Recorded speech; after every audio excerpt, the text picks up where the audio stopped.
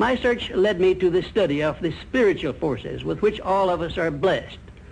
And it was in this field that I came upon a clue which has enabled me to help millions of people to find their earthly destinies.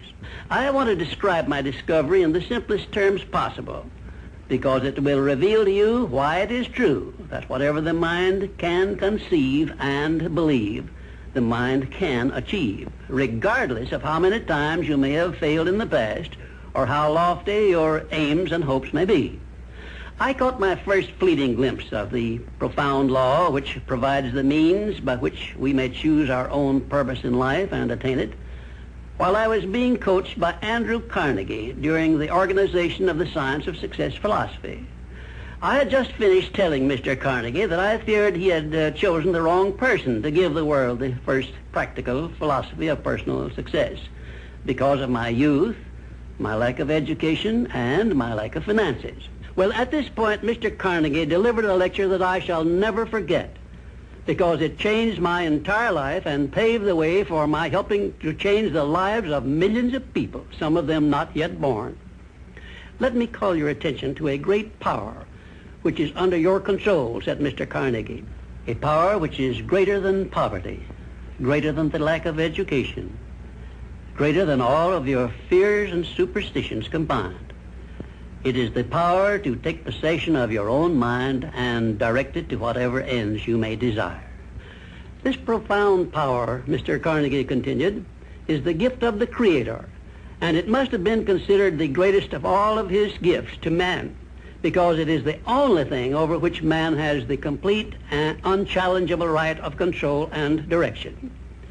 When you speak of your poverty and lack of education, Mr. Carnegie explained, you are simply directing your mind power to attract these undesirable circumstances, because it is true that whatever your mind feeds upon, your mind attracts to you. Now you see why it is important that you recognize that all success begins with definiteness of purpose, with a clear picture in your mind of precisely what you want from life. Then Mr. Carnegie continued his speech with a description of a great universal truth which made such an impact upon my mind that I began then and there to give myself a new outlook on life and set up for myself a goal so far above my previous achievements that it shocked my friends and relatives when they heard about it. Everyone, said Mr. Carnegie, comes to the earth plane blessed with the privilege of controlling his mind power and directing it to whatever ends he may choose. But, he continued, everyone brings over with him at birth the equivalent of 2 sealed envelopes, one of which is clearly labeled, the riches you may enjoy if you take possession of your own mind and direct it to ends of your own choice. And the other is labeled, the penalties you must pay if you neglect to take possession of your mind and direct it. And now let me reveal to you, said Mr. Carnegie, the contents of those 2 sealed envelopes. In the one labeled riches is this list of blessings.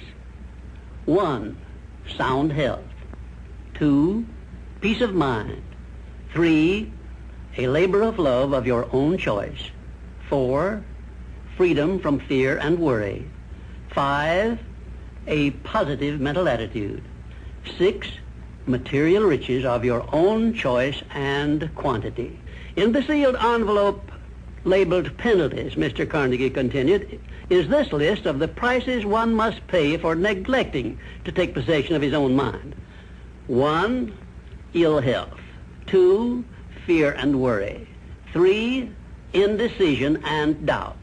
4, frustration and discouragement throughout life. 5, poverty and want. 6, and a whole flock of evils consisting of envy, greed, jealousy, anger, hatred, and superstition.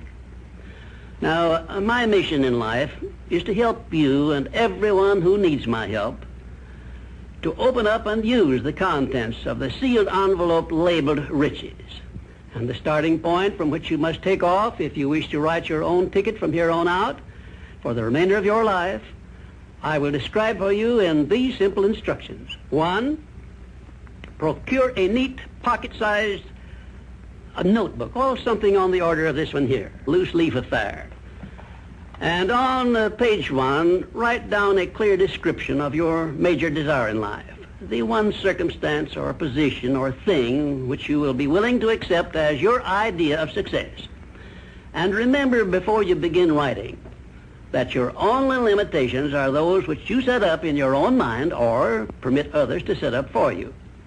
And 2, on page 2 of your notebook, write down a clear statement of precisely what you intend to give in return for that which you desire from life. And then start in right where you stand now to begin giving. And 3, memorize both of your statements, what you desire and what you intend to give in return for it, and repeat them at least a dozen times daily.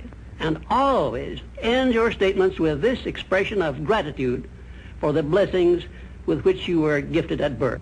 I ask not, O divine providence, for more riches, but more wisdom with which to accept and use wisely the riches I received at birth in the form of the power to control and direct my mind to whatever ends I desire.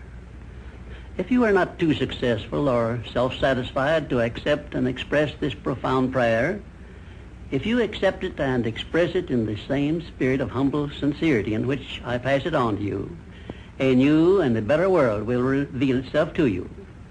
A world in which you will see reflected the circumstances and the things which you yourself have created. And now let me close this, our first visit, with my favorite expression of gratitude. O divine providence, I ask not for more riches, but more wisdom with which to make wiser use of the riches you gave me at birth, consisting in the power to control and direct my own mind to whatever ends I desire.